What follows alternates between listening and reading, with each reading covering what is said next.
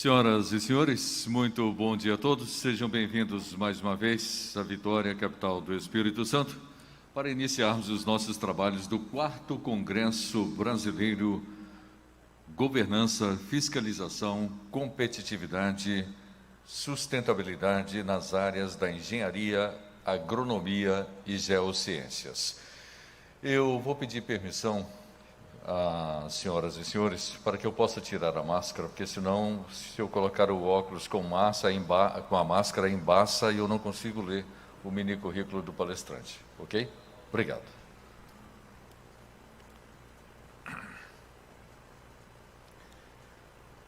Muito bem, senhoras e senhores, mais uma vez, estamos iniciando os trabalhos do 4º Congresso Brasileiro de Governança, Fiscalização, Competitividade e Sustentabilidade nas áreas de engenharia, agronomia e geociências. Nesse primeiro período da manhã, nós vamos ter a nossa primeira palestra intitulada Inovação Colaborativa Impulsionando a Governança, o ponto G do ESG. Para falar sobre esse assunto, nós vamos convidar o engenheiro eletrônico Mauro Carrusca. Por favor, Mauro. Cuidado aí, cuidado. Isso. Ontem eu me machuquei aí.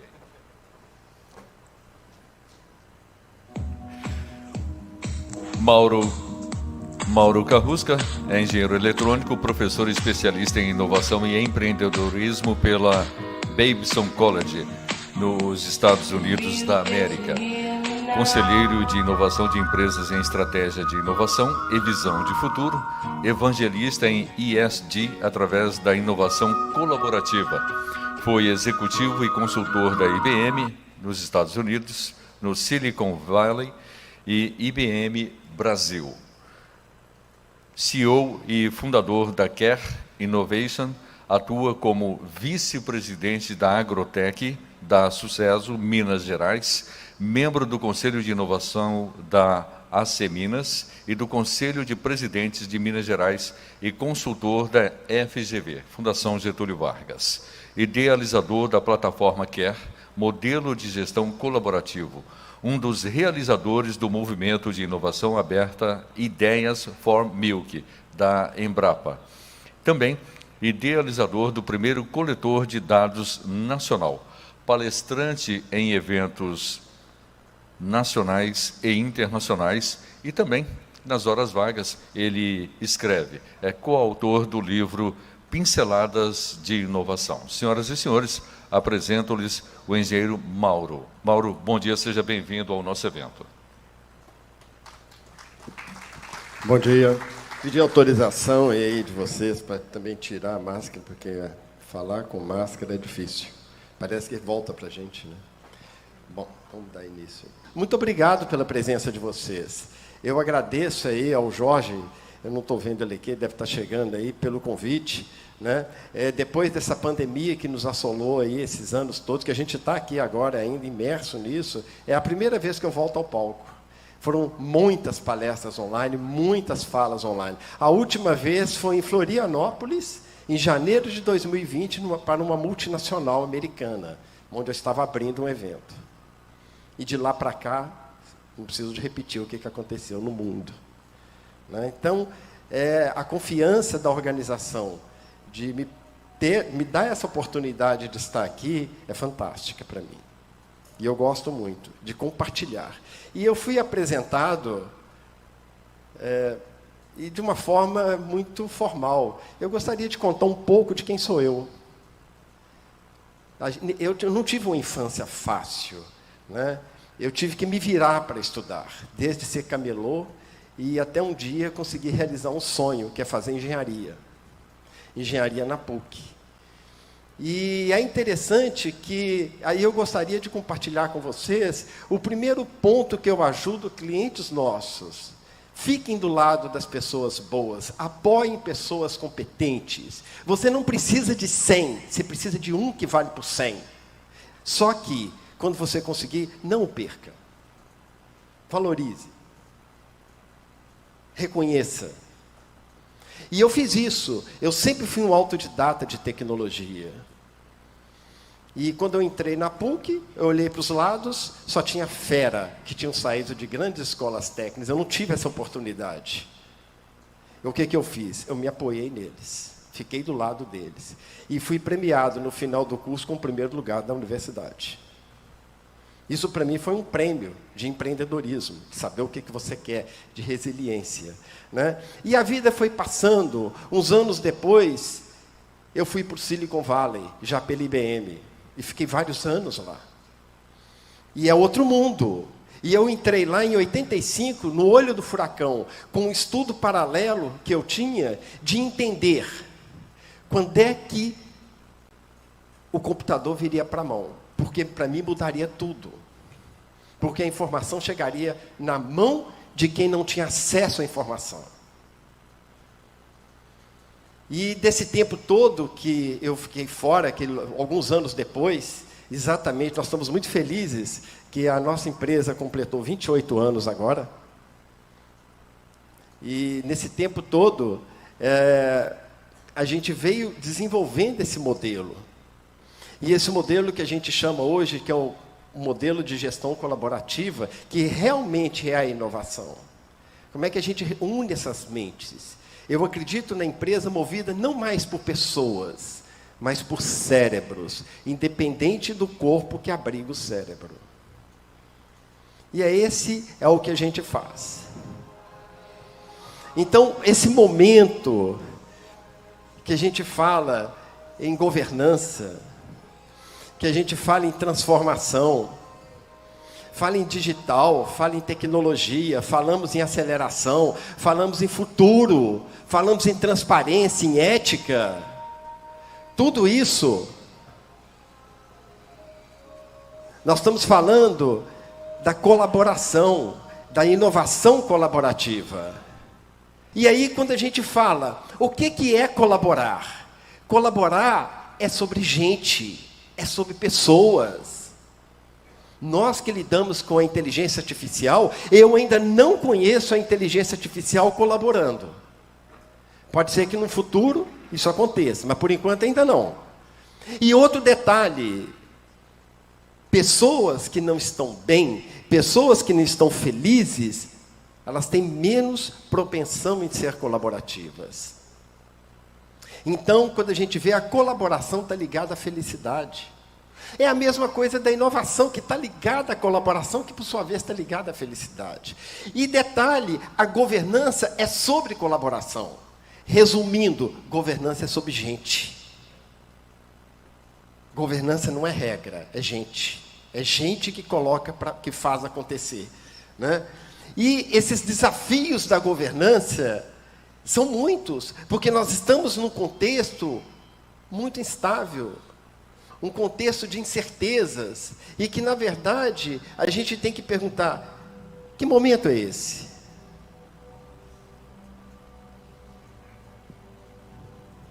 Que momento é esse que nós estamos vivendo, que a revista The Economist, numa das capas, coloca: como é que será nosso futuro com 3 graus de elevação da temperatura? Será que nós vamos realmente sentar numa poltrona já numa terra inundada? Quais os pontos que vêm acontecendo ao longo desse tempo todo que a gente tem que observar? Será que nós estamos caminhando para um planeta que nós não vamos mais conseguir respirar? Os acidentes ecológicos aparecem todo dia. Cada dia a gente é surpreendido com um diferente. A água, esse bem tão valioso e tão escasso, quantas pessoas ainda não têm acesso a uma água potável no mundo? A destruição da natureza pelas queimadas. Fome. Eu não sei se vocês sabem, mas no Brasil, após a pandemia, mais de 21 milhões de pessoas ainda não têm direito ao que comer. E 5 milhões passam fome. Isso num país que é um dos maiores produtores do agronegócio do mundo. Alguma coisa está errada. Calamidades como essa, como evitar? Há alguns anos, isso aconteceu parece que não teve nenhum tipo de aprendizado, que logo em seguida, um tempo depois, aconteceu de novo. No mundo, a cada 45 segundos, uma pessoa ceifa a própria vida. E no Brasil, é interessante que o número é parecido, é 45 minutos. Por que será? Eu fiquei sabendo, andando de carro, quantas pessoas pulam da terceira ponte, que é uma coisa que acontece sempre, é uma coisa triste. O burnout já é pago pelos planos de saúde. O estresse está absurdo. O que está acontecendo? Como que as empresas, as organizações podem minimizar isso? É interessante que, sobre esse ponto, eu discuti isso a convite do Bradesco, dia 1º de agosto de 2019, no auditório de inovação do Bradesco, na avenida, ali perto da Avenida Paulista, em São Paulo, para presidentes de empresa. Nós tínhamos um auditório com 160. E nós estávamos discutindo o impacto da tecnologia no ser humano. O lugar de trabalho não tem mais lugar, é onde você está. A maioria consegue fazer isso de forma remota. Essas tecnologias que nos criam ansiedade todos os dias. Essa desaceleração de uma economia que a gente não sabe mais aonde vai chegar. É um momento interessante de risco geopolítico. Nós estamos vendo guerras, guerras e guerras. Essa ameaça climática que nós já falamos. A polarização, o conservadorismo. E por aí vai, gente. Regulações, uma atrás da outra, dentro de um mundo digital que não funciona mais. Essas regulações foram feitas para o mundo analógico. Fala-se muito na experiência do nosso cliente, mas hoje as empresas estão preocupadas com a experiência de quem está lá dentro, é do colaborador, é do funcionário. Ele está feliz, ele está bem. Eu não quero que ele pule de uma ponte.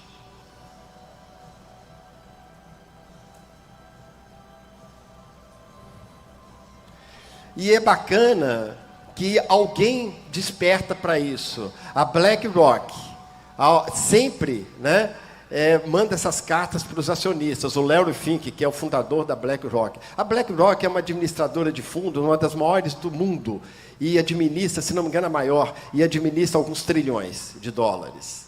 E ele solta uma carta há 2 anos, se não me engano foi em 2019, falando que ele não vai gerir fundos de empresas que não sejam socialmente responsáveis. E isso gera um fuzuê no mundo inteiro, inclusive no Brasil.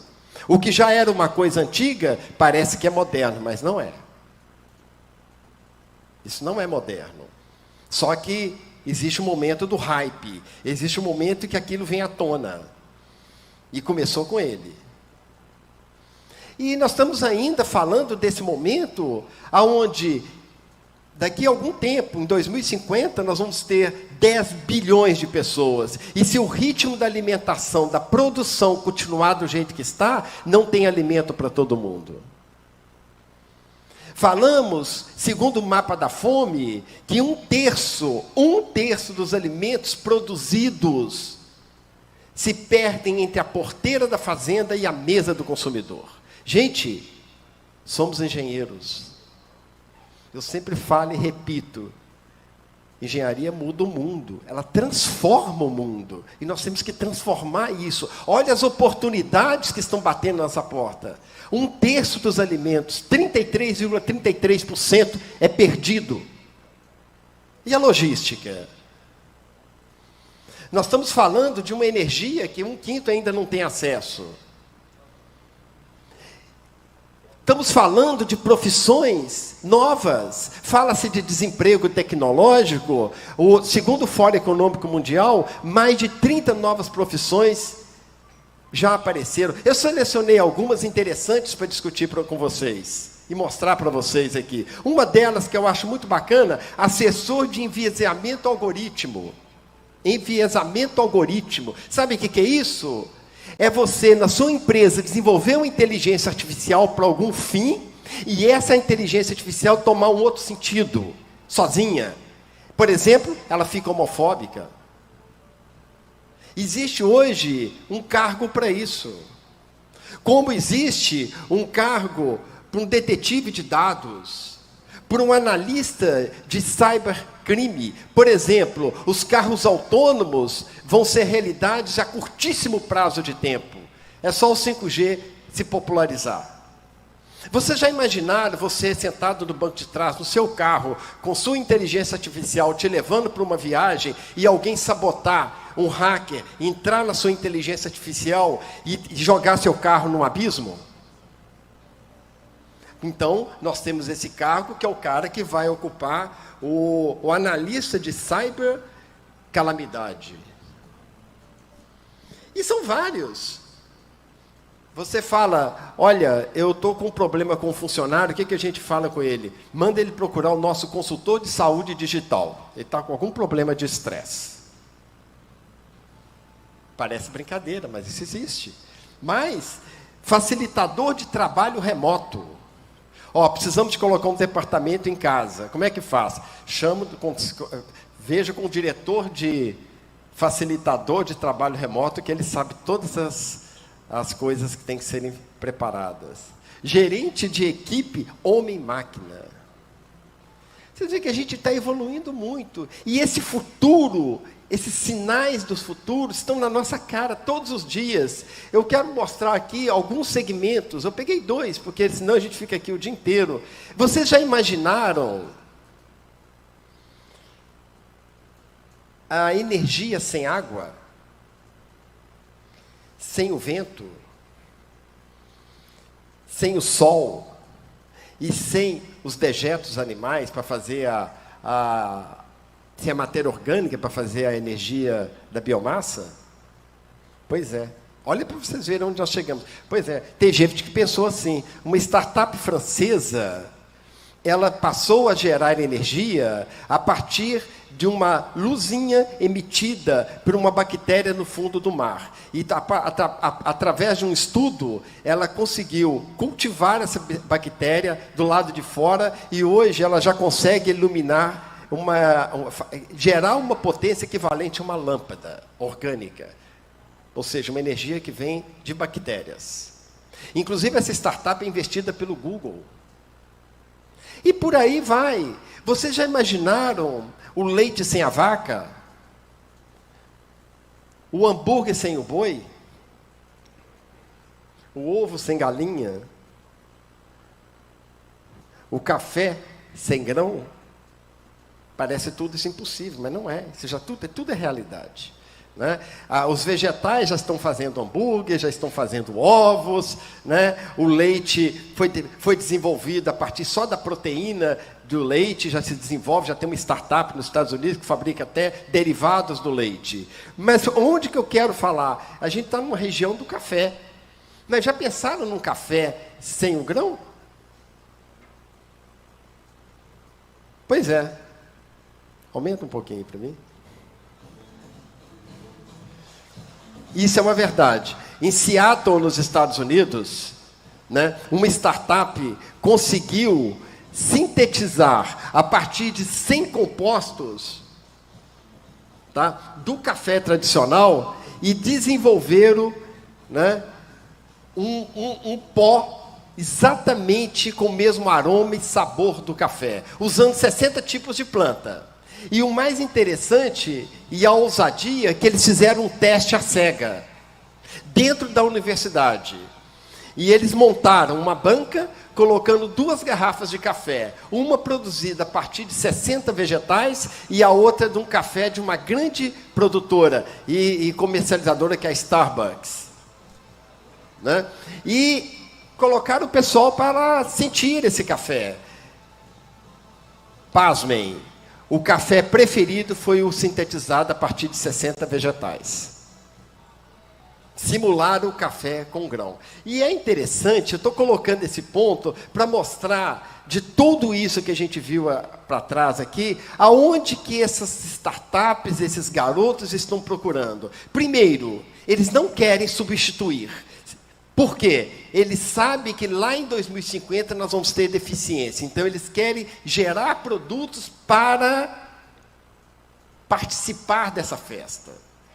E esses produtos têm que serem sustentáveis. Eles falam, olha, nosso produto é sustentável, é acessível, qualquer um pode chegar até ele, é barato, é gostoso e é nutritivo. E um dos pontos chaves é que os consumidores estão abertos a novas experiências. As pessoas estão abertas a novas experiências. E isso é muito legal, né? E todo esse momento que a gente vive, né, quando a gente fala da indústria 4.0, tem gente que fala da revolução digital, revolução 4.0, seja lá que número que dá, eu gosto muito de falar X.0. Onde tudo é diferente, onde a gente tem uma indústria totalmente automatizada, nós podemos usar a internet das coisas, que são sensores inteligentes, para, dentro da saúde, fazer até operações à distância.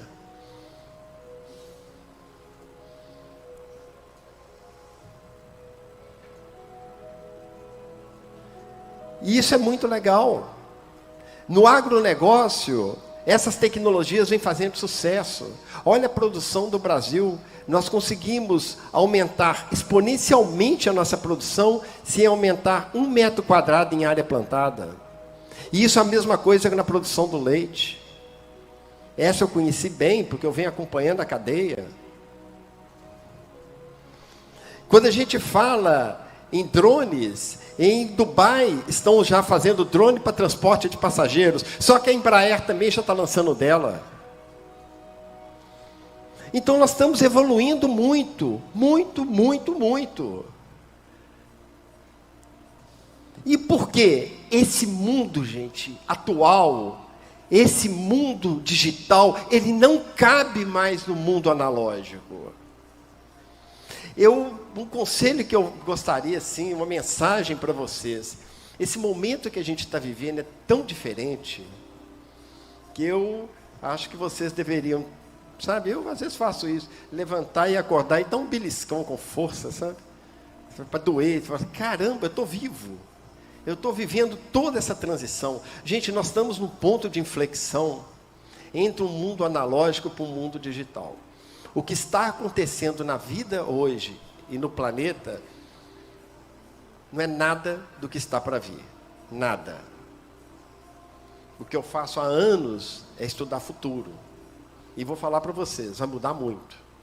Nada do que está acontecendo agora. Então, vocês estão num ponto de transição, num ponto de inflexão. Inclusive, a palavra da moda é o digital. É esse mundo físico mais o digital. Nós estamos saindo para um mundo mais digital. Que ele não cabe lá mais dentro disso. Então nós temos que buscar um equilíbrio para isso. E o equilíbrio está onde? Em nós. Nas pessoas. Nós somos insubstituíveis. E são as pessoas que estão fazendo a diferença. São elas que fazem a diferença. E a gente entender que essa moda que está vindo aí do ESG não é novo, não é uma coisa nova. Isso vem de muito tempo. E isso não caiu assim, né, do nada. Não caiu de paraquedas. Na verdade, a Rio, lá em 2012, né, já discutia isso. Isso não é uma coisa imposta pelo dito primeiro mundo, pela Europa, pelos Estados Unidos. Que lá eles têm um modelo de vida diferenciado. Nós estamos andando com as nossas pernas. Nós temos que encaixar esse modelo de sustentabilidade dentro das nossas realidades. A Rio 92 colocou os 17 objetivos sustentáveis para o mundo. Infelizmente, parece que ninguém escutou, não viu isso, que muita gente ainda continua vivendo da mesma forma. E quando se fala nesse ESG, que na verdade o E vem de ambiente, do meio ambiente, o environment. O S vem das pessoas, da responsabilidade social. E o G é de como é que eu preocupo com isso. Que esse é o ponto que eu quero discutir muito com vocês. O G é a governança. Como é que eu faço isso acontecer? Né? Então, se a gente pensa, eu gosto muito, como matemático também, né? Como a maioria daquela... Vocês devem lembrar da regra de demonstração por absurdo. Quem aprendeu isso lá na matemática, né? Então, antes da gente ver o que é, o que não é. O que não é o ISD? Primeira coisa, não é filantropia. Tá? Não é uma forma de doação, nada disso. Não é patrocínio. Não são apenas tópicos relacionados à sustentabilidade ambiental, é muito mais abrangente, né? Não é caro, não é complicado, tá?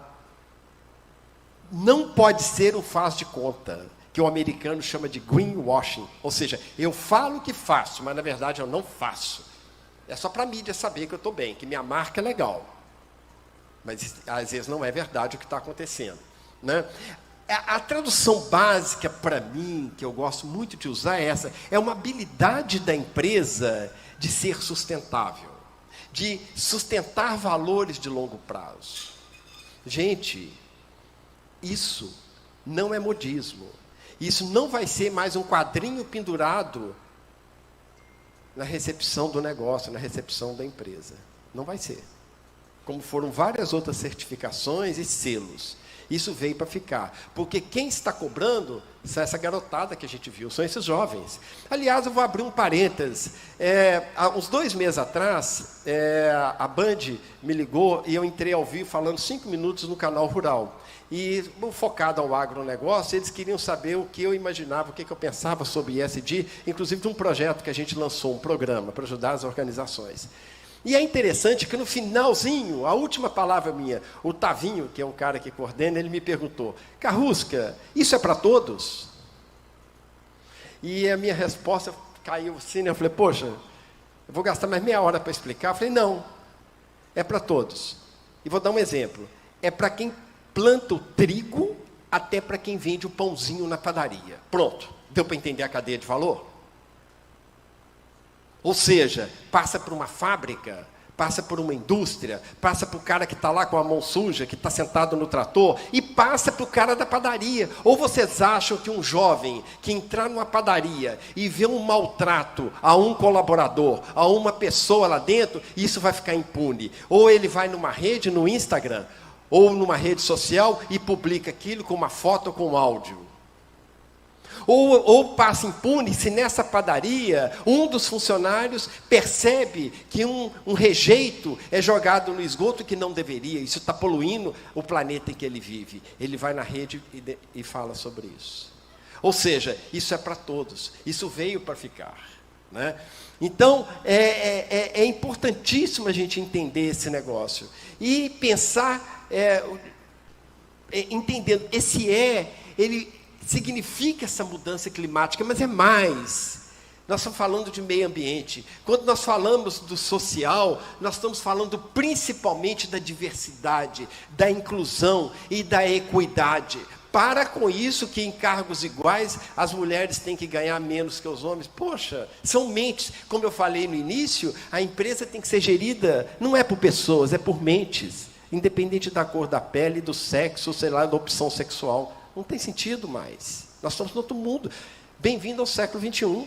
Quem não entendeu? E quando se fala de governança, eu acho, na minha visão, esse G, ele transcende a governança corporativa. A governança corporativa está trazendo as empresas até aqui. Muitos não conhecem esse nome, mas às vezes até uma loja da esquina, pequenininha, ela pratica pontos referentes a uma governança corporativa. Mas a governança que eu considero é a governança colaborativa, que ela abrange isso, ela inclui uns pontos básicos, como a transparência, como a equidade, como a diversidade, como uma gestão mais inclusiva, uma gestão mais colaborativa. E esses pontos são fundamentais.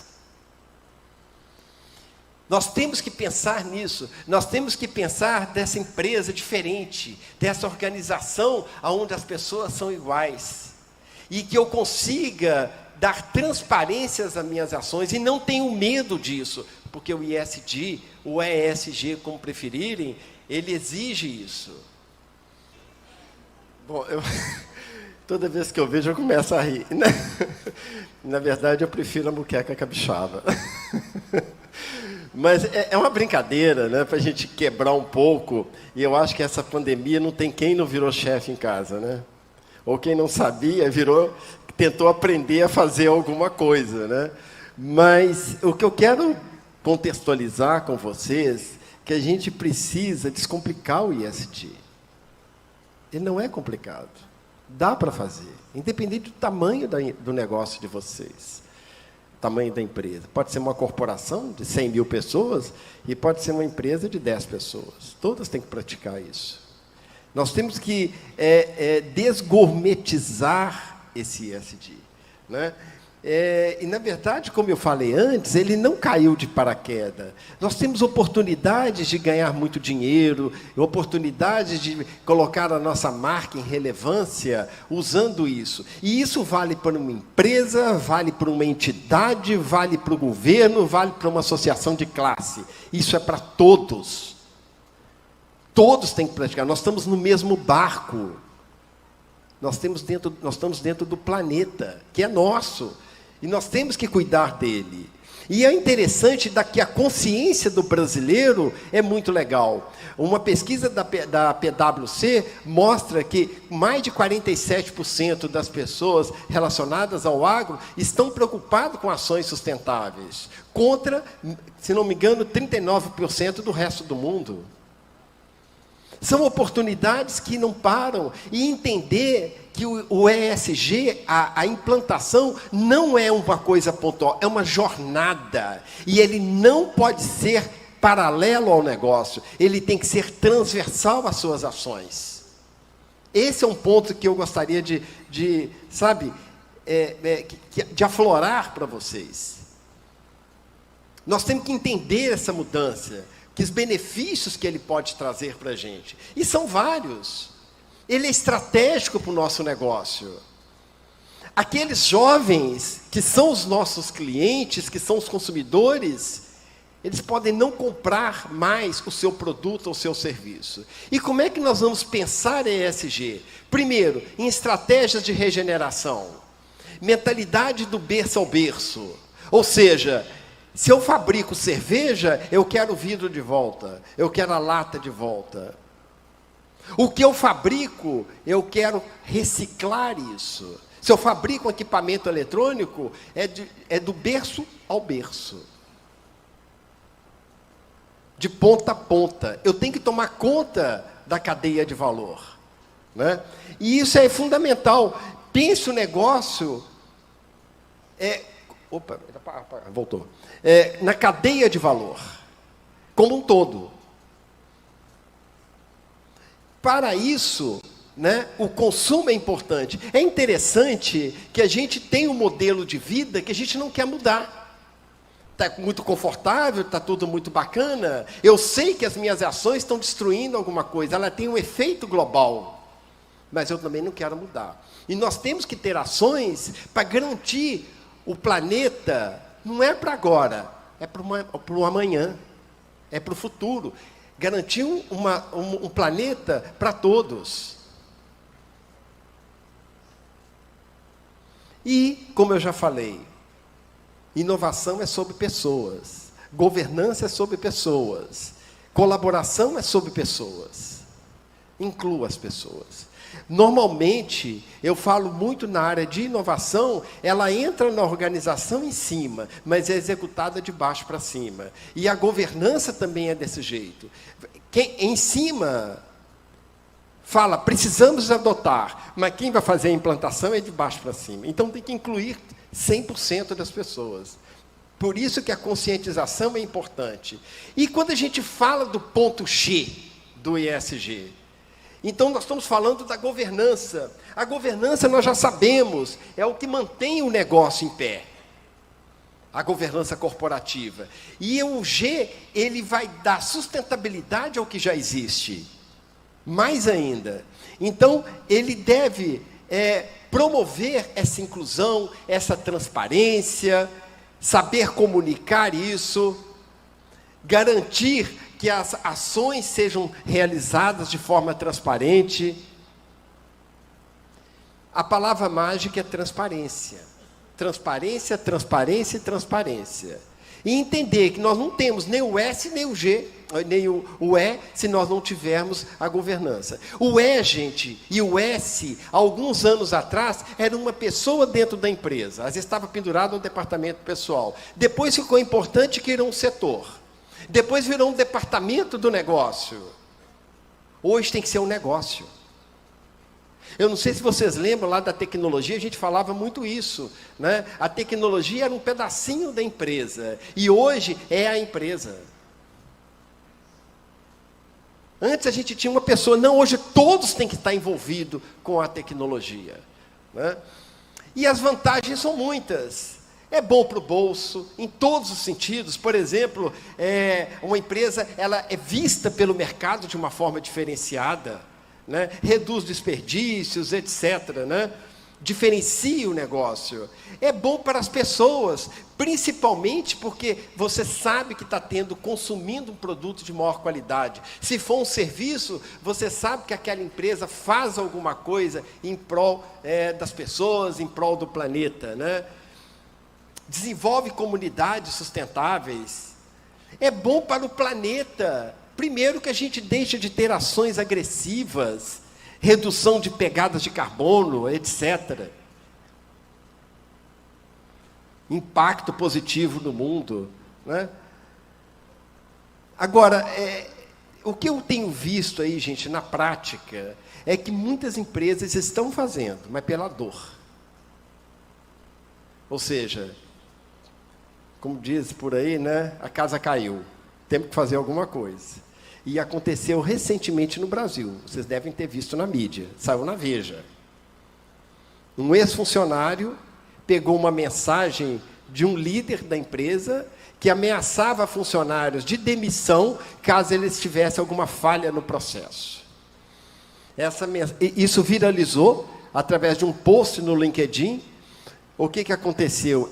A empresa, a Stone, ela reagiu muito rápido, isso foi muito bacana, inclusive. Reagiu rapidamente, que no momento as ações caíram, mas ela reagiu rápido, demitindo essa pessoa, porque isso era um assédio moral, apesar de ter falado, isso é um assédio, né? E recuperou a imagem, porque ela agiu rápido.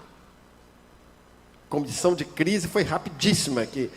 E as curtidas em 24 horas no LinkedIn foram absurdas, fora os comentários. Não precisa ser assim. Não precisa. Dá para fazer de uma forma mais organizada. E aí eu pergunto para a engenharia. Como as empresas de engenharia estão se preparando para a escassez dos recursos naturais? Como é que vai ser isso?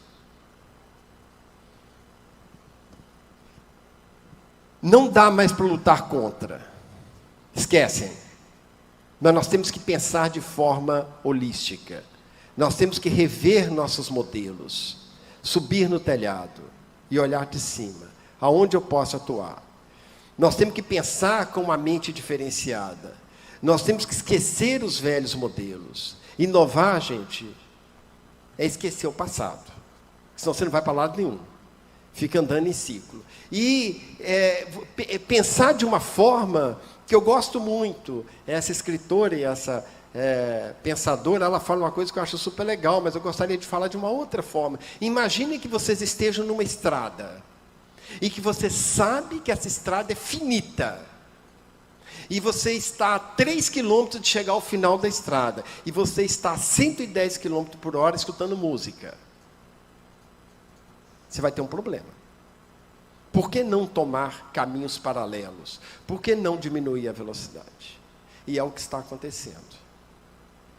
Eu vejo hoje nas entidades, eu vejo aqui as pessoas do CREA, a gente conversa com um, com o outro. É um ponto muito bacana da gente ajudar as empresas nessa conscientização dessa nova cultura, que é uma cultura antiga, mas hoje está no hype, né? E eu vou mostrar para vocês aqui, gente, alguns cases que eu trouxe reais. Eu não vou falar durante os cases, vocês prestem atenção. Se der tempo, a gente comenta. A gente falou rapidamente. Fala um pouquinho desse projeto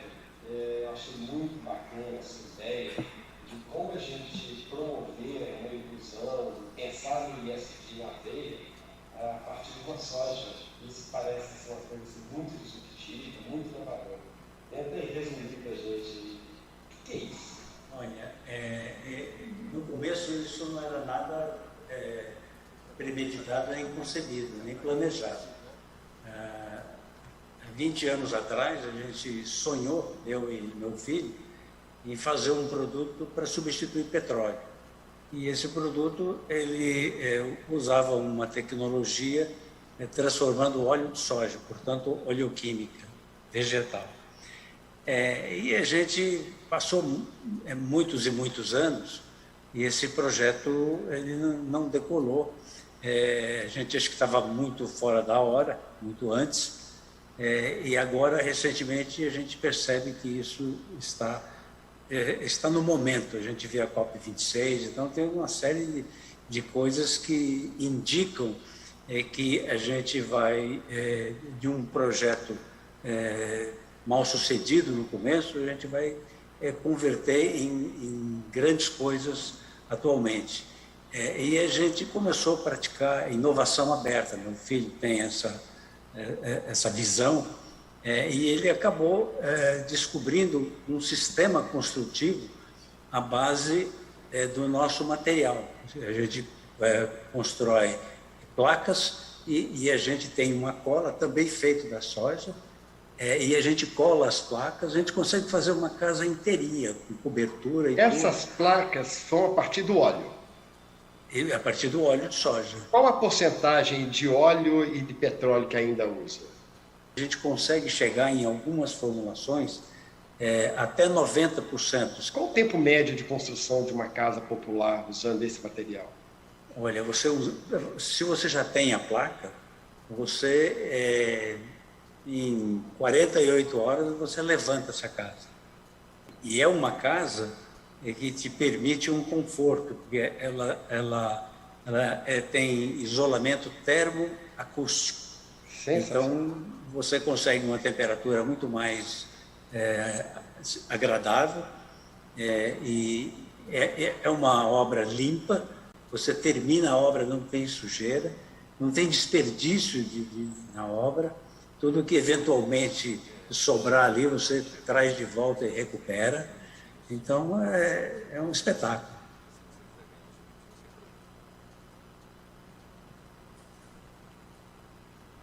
O próximo, depois a gente bate um papo sobre isso. O próximo é de uma pessoa que é muito querida por mim. Ele foi presidente da Itambé, e eu tenho estado com ele várias vezes, em vários projetos, e ele é fazendeiro. E escutem. Para comer, tudo bem, Jacques? Tudo bom, Carlos? Ô, Jacques, como que está aí as ações em relação ao ESG, né? Dos parâmetros aí ambientais, sociais e dessa transparência de governança? Quais as ações que a Fazenda São Pedro tem realizado? Aqui na Fazenda São Pedro, já há vários anos, a gente tem muita preocupação com aspectos ambientais, de sustentabilidade, e isso é uma prática já antiga e recorrente na Fazenda. Preservamos o meio ambiente, procuramos manter cursos d'água protegidos, temos autossuficiência em energia elétrica, estamos hoje num programa de carbono zero para a Fazenda. Então, muito antes do ESG virar uma moda hoje, que está sendo, a gente já tinha essas preocupações ambientais, sociais, de bem-estar para os funcionários.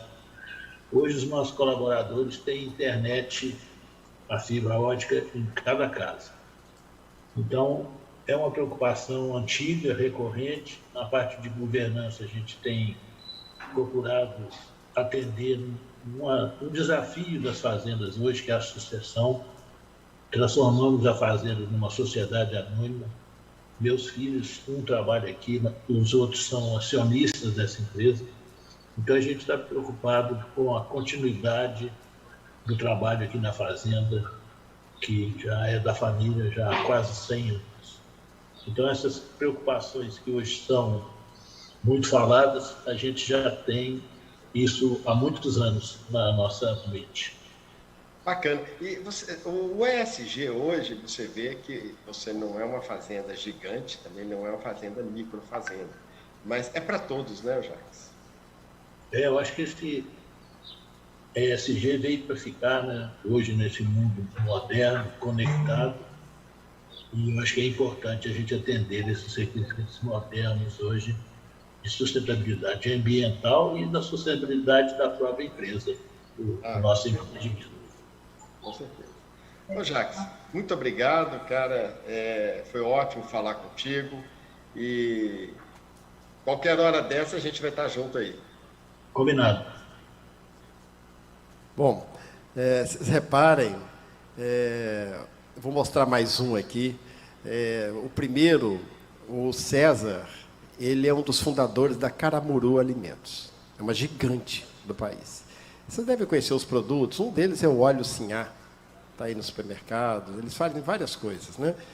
E é interessante que a gente se relaciona já há algum tempo e ele me contou isso e eu fiquei assim apaixonado. Inclusive, teve um lançamento oficial recentemente, acho que foi semana passada, em Manaus, e aonde uma grande construtora já vai usar esses módulos feitos com óleo de soja, substituindo, fazendo paredes, né?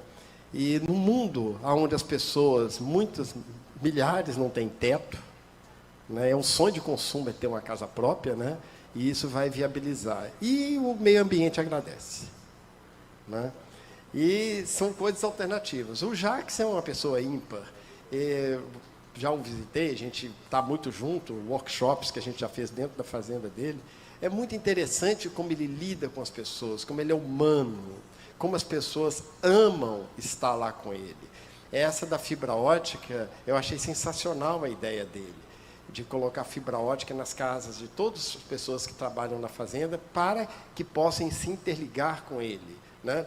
E um outro caso que é interessante, vocês viram que o caso do César, ele a princípio teve problemas. E aqui é um caso de um outro amigo e parceiro também. Eu acho que, se não me engano, em 2018, final de 2018, um cara em São Paulo lançou um aplicativo para carona, chamava Caronetas, tá? E esse aplicativo logo teve assim, um investimento do Santander, se não me engano, de R$500 mil para decolar. E começou indo tudo bem, mais ou menos bem, o negócio não veio. É sempre assim, é um ano para tentar estabilizar. Quando ele pensou em estabilizar, veio a pandemia. Zero contato pessoal. E como é que faz? O aplicativo foi para o espaço? Olha, mais um caso que teoricamente teria afundado. E ele pensou, espera aí, isso é uma grande oportunidade. E ele transformou o aplicativo no WeMove, que é uma plataforma de integração modal. Então, o que ele faz com o aplicativo hoje? A carona virou um detalhe, tá? Mas o que ele garante é o fretamento, ele garante arrumar as pessoas dentro da empresa, a fazer a seleção das pessoas que vão voltar para o trabalho híbrido, que vão ficar no híbrido, a controlar os espaços de estacionamento da garagem. Ele sabe, ele faz o check-in de quem sobe no ônibus, de quem não sobe, quem está no carro, quem pegou, e com isso ele apresenta relatórios mensais para a empresa, está na internet, o dono pode consultar, os gestores podem consultar, da pegada de carbono. Ou seja, como ele mesmo comenta, pegada de carbono é dinheiro na mesa. E a empresa, salvando essa pegada de carbono, como é que ela pode investir em outras áreas? E os clientes dele hoje são as maiores seguradoras desse país, estão com ele, grandes corporações. Ele acabou de fechar com a JBS, que ele faz todo o controle de logística de pessoas com modelo híbrido, usando esse aplicativo. Então, quando a gente mostra, contextualiza isso, a gente vê o seguinte, que nós temos que amplificar as ações. Eu tenho certeza que muitos de vocês, muitas das empresas já fazem alguma coisa, mas nós temos que amplificar. Para amplificar, eu trouxe aqui, a gente já caminhando aí para o encerramento, o que é colaboração?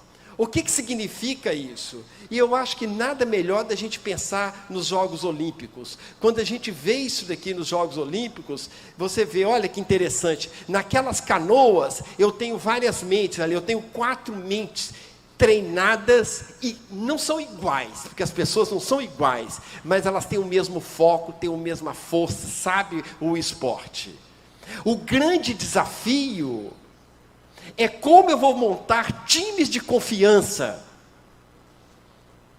Muitas empresas acreditam que inovação, que gestão horizontal é o que o americano chama de breaking the walls, quebrar as paredes. Agora pode vir de bermuda, é post-it na empresa inteira, é sala para design thinking. Para com isso, isso não é inovar. Inovar é mudar a cabeça, é mudar a mentalidade, está aqui dentro. E como que eu vou fazer times de confiança com pessoas de mentes diferentes, com habilidades diferentes? É o que eu chamo de inovação colaborativa. É essa inovação colaborativa que impulsiona a governança. É essa inovação colaborativa que impulsiona a inovação. Inovação não é tecnologia. Eu sou engenheiro eletrônico e devia falar o contrário. Não. A tecnologia é uma ferramenta. Foi muito legal, inclusive, ontem o Jorge contextualizou isso, ele falando que a tecnologia tem que ser uma ferramenta. Nós estamos num mundo hoje governado por dados. Todo mundo fala há alguns anos, dado é o novo petróleo. Não é o petróleo. Dado é o oxigênio das empresas. É o nosso oxigênio. E isso foi colocado, não dessa forma, mas falando que os dados são importantes, pelo Joel, que é o presidente do Confia, que eu achei muito bacana, inclusive, essa colocação dele. Né? Então, quando a gente pensa na inovação colaborativa, tem alguns conceitos, nós temos que ter alinhamento, temos que entender a importância da união de mente, da conexão dos cérebros, do compartilhamento desses cérebros. Diversidade, incluir as pessoas. Pessoas diferentes agem e pensam de forma diferenciada. Nós temos que não vestir mais a camisa, nós temos que sentir parte do negócio. Sem metodologia, esquecem. Por experiência própria. Como colocar uma empresa inovadora sem você pensar numa gestão colaborativa, sem metodologia, é muito difícil. Só que tem uma coisa, nós vamos começar a gerar ideias com essas pessoas que fazem parte do negócio, mas espera aí, o cemitério está cheio de boas ideias. Nós temos que executar. Ideia sem execução não serve para nada. A governança é nós pensarmos em transparência, inclusão e a gestão colaborativa, essa gestão horizontal, essa gestão do zero comando e controle. De confiar nas pessoas e entender, gente, somos humanos. E ser humano, de repente, ele não quer ganhar da empresa o carro, porque ele fez uma coisa muito bacana. De repente, ele ficaria muito feliz se ele ganhasse uma salva de palmas. Porque nós somos humanos. Sentir confiantes. Quantas empresas tiveram mais facilidade no trabalho remoto, porque já eram empresas mais horizontais, mais colaborativas, e outras empresas de ponta tiveram grandes problemas. O ser humano, ele gosta do entusiasmo. O governador, ontem eu estava na abertura, falou muito do Jorge, do entusiasmo dele de tocar a instituição. E eu conheço, é isso mesmo. Presença.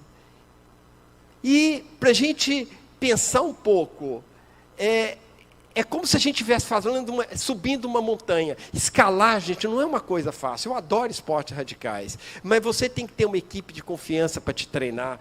Quando você vai executar, você tem que saber que você tem uma equipe embaixo, que você tem uma equipe em cima, que os equipamentos que você usa são de primeira. Foram feitos por empresas idôneas, empresas de confiança. Caso contrário, você vai ter problema.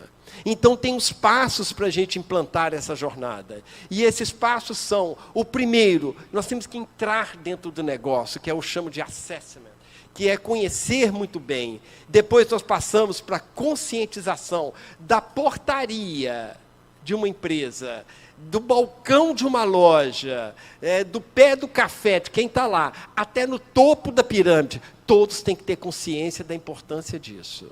A partir que isso está funcionando, nós passamos para fazer o projeto para adotar os pontos relativos àquela agenda. e depois fazer a manutenção disso. E essa jornada é como se fosse uma estrada. É a primeira parte, é isso mesmo, é a conscientização. Depois nós temos que montar uma agenda para entender quais os pontos são importantes para aquele negócio naquele momento. E qual é a minha capacidade de investimento? Qual é o meu nível de maturidade para aquilo? Né? Objetivos, o que eu quero em implantar essa governança, o que eu quero com E e o que eu quero com S. Né?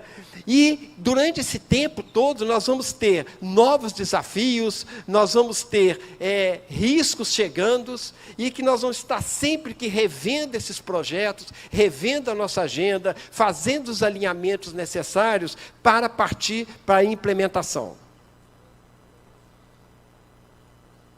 E essa implementação, ela é feita de uma forma que a gente tem que comunicar isso, através de um selo, ou seja lá, uma certificação. Né? Então, proteger, regenerar, incluir e respeitar. É o que a gente tem que fazer. Estamos num momento de conhecimento profundo, de prosperidade, de muita conectividade, e nós temos que aprender isso. Né? O grande desafio, qual é? A cultura se resume ao jeito de ser e fazer. E o que precisamos? De uma mentalidade aberta, né, para explorar essas novas possibilidades. E, já encerrando aqui, entender que nós temos que entregar alguma coisa que ainda sirva no cliente que a gente quer atingir. E entender que inovação, que essa governança, tudo isso, e é entender o futuro. E as crianças conseguem muito bem isso. Inovar não é evoluir passado e muito menos o presente. É trazer o futuro para o presente. E, gente, um recadinho que eu gostaria de falar para vocês.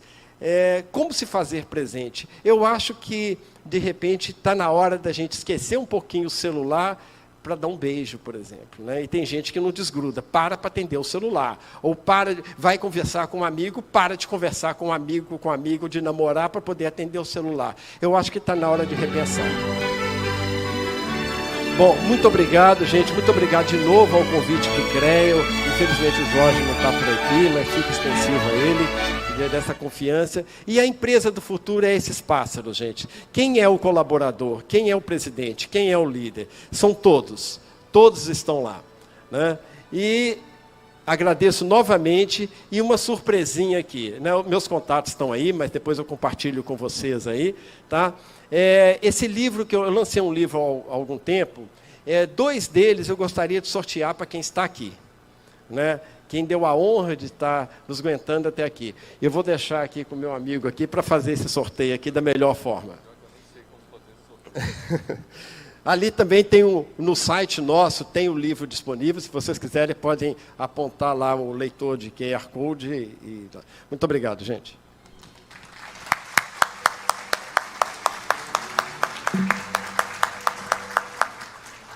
Muitas pessoas já me procuraram a respeito da sua palestra. Você autorizou o CREA a disponibilizar? Ainda não. Sim, não, tudo bem. Tá.